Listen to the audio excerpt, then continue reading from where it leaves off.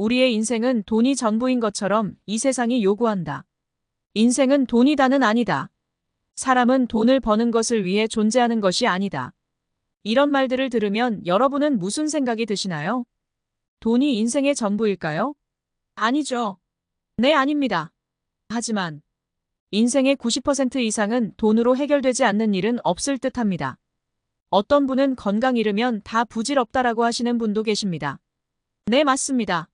건강을 잃으면 다 잃는 거지요. 하지만 아픈데 병원 갈 돈이 없다면요?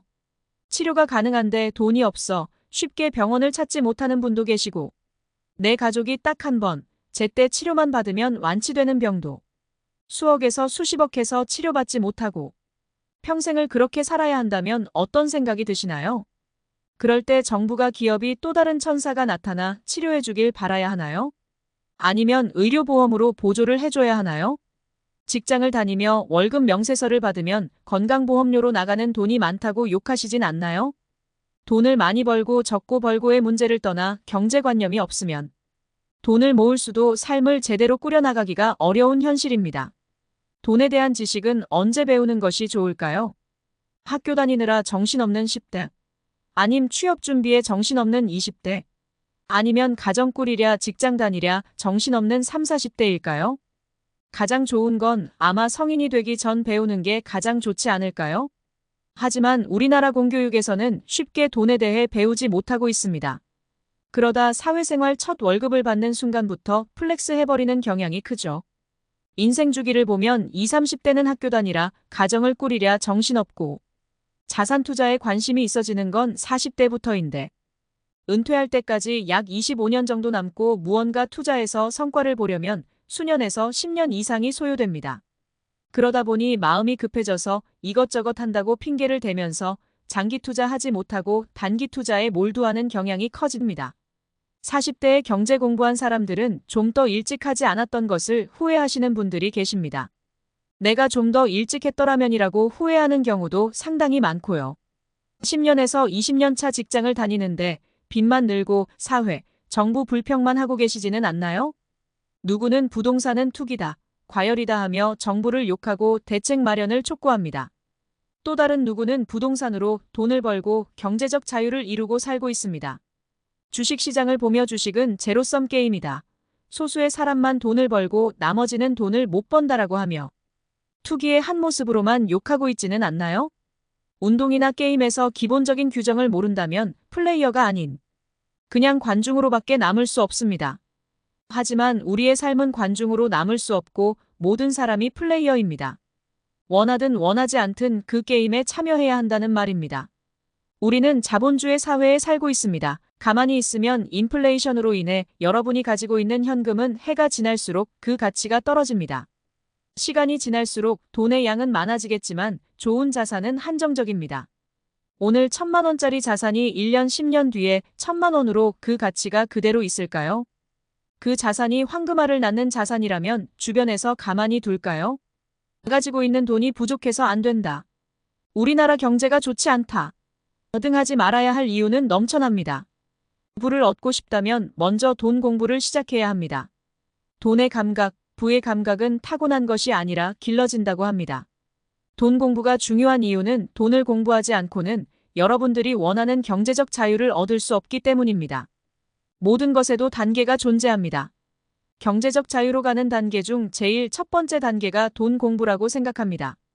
많은 부자가 후회하는 것 중 하나가 조금 더 빨리 돈 공부를 할 것입니다. 돈 공부는 빨리 하면 빨리 할수록 좋습니다.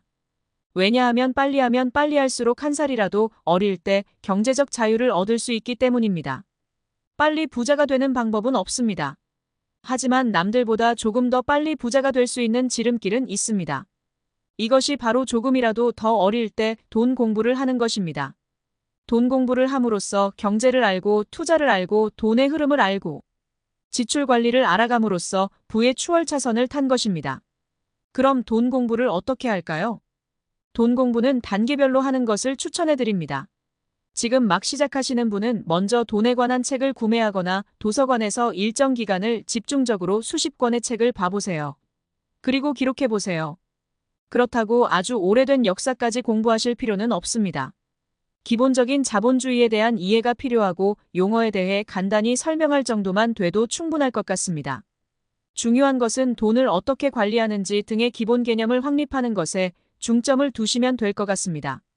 기본적인 개념이셨다면 다음 단계는 지출을 관리하는 것입니다. 성인이 안 된 경우이거나 용돈을 받아 사용하는 분이라면 지출을 관리할 수 있는 가계부 등을 써보는 것도 좋고요. 집의 경제를 담당하는 분이라면 월간, 연간 지출을 꼼꼼히 관리해 보시고 불필요한 돈이 나가는 것이 없는지 확인해보고 월간, 연간 계획에 의한 지출을 통제해 보세요.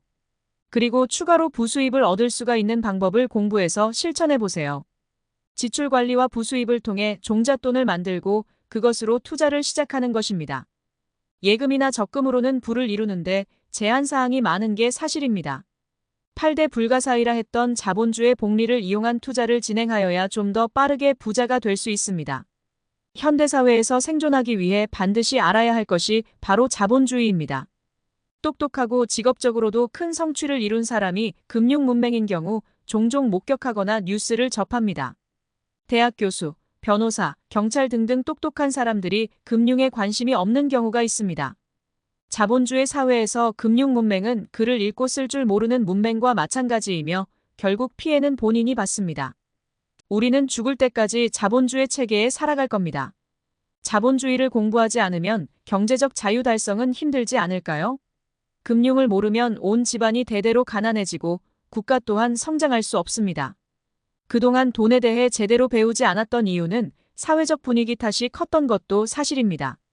한국 사회는 유교적 전통이 남아있어 돈에 대해 대놓고 말하는 것을 불경스럽다고 생각하는 경향이 있었고, 지금도 주변에 보면 이러한 분들이 상당히 많습니다. 하지만 이제는 돈에 대해 좀 더 솔직해질 필요가 있습니다.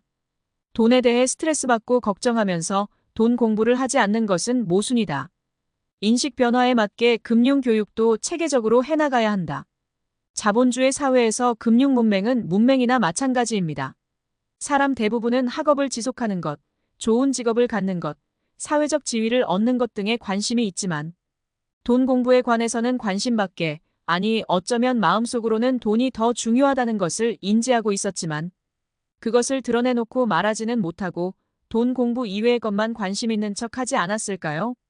하지만 사회생활을 하며 자본주의가 작동하는 방식을 조금씩 알게 되면서 생존에 가장 중요한 것은 돈이라는 결론을 내리고 돈 공부를 시작하지만 사실 쉽지 않은 게 현실입니다. 돈 문제에 있어서는 생각의 전환이 가장 중요하다고 생각합니다. 돈에 눈을 뜬 사람과 그렇지 않은 사람 사이에는 아주 커다란 간극이 존재하고 돈을 언급하는 것 자체를 금기시하고 부자를 모두 도둑놈 취급하려는 사람들도 있고 반대로 돈이 삶의 필요 조건이라는 사실을 일찍 깨닫고 돈을 어떻게 불릴지 늘 고민하는 부류도 있습니다. 돈에 관한 생각을 전환하지 않으면 아무리 다양한 재테크 서적을 읽어도 머리에 들어오지 않습니다. 돈 공부의 목적은 경제 전문가가 되는 것이 아니라 살아가는데 꼭 필요한 정보를 얻는다고 생각하십시오. 돈 공부를 지속하면 점차 시야가 확장되고 그러다 보면 경제적 자유에 한 발짝 더 다가가게 될 것이다. 긴 영상 시청해주셔서 감사합니다.